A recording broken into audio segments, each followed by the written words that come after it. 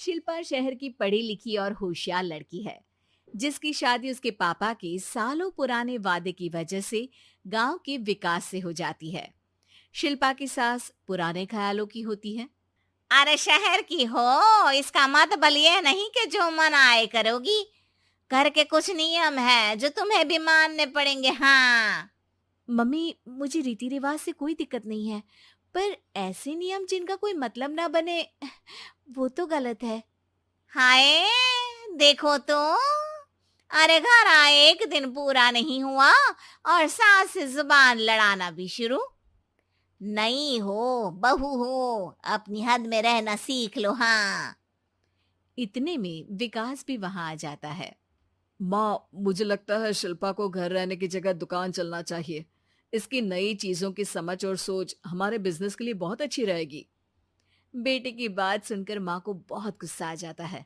अच्छा, अरे बीवी के आते ही तेरे तो सुर बदल गए। अगर ये दुकान जाने लगी तो गांव में क्या इज्जत रह जाएगी हमारी है? लोग क्या कहेंगे? ये कहीं नहीं जाएंगी बस। हाँ। माँ के आगे और कुछ बोले बिना विकास वहां से चला जाता है और सास शिल्पा को घर के कामों में लगा देती है। उसी रात विकास और शिल्पा साथ बैठकर बातें कर रहे होते हैं। मम्मी ऐसा क्यों सोचती हैं कि औरतें कुछ नहीं कर सकती, और उन्हें लोगों की इतनी चिंता क्यों है?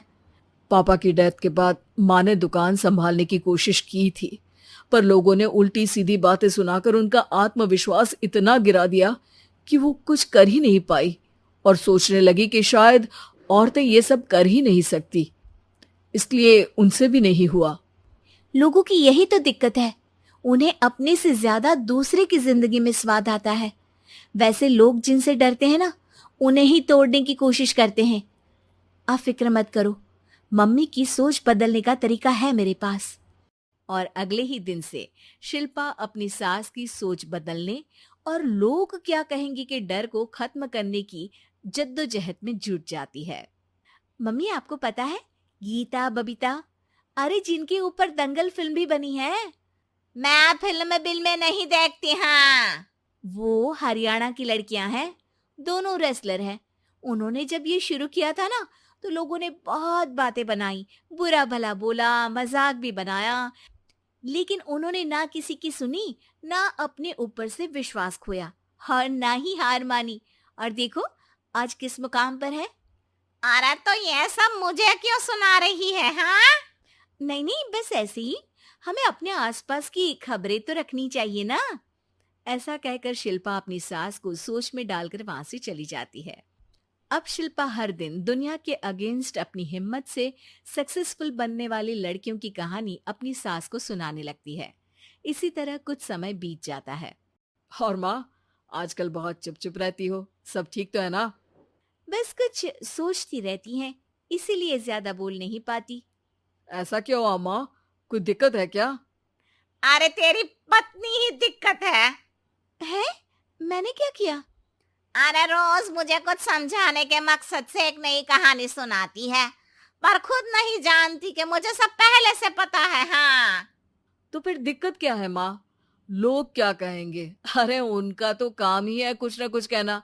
आप ये सोचो कि उन्हें नजरअंदाज करके हम साथ मिलकर किस ऊंचाई पर पहुंच सकते हैं। बेटे और बहू की बातों से सोच में पड़ी माँ वहां से चली जाती है।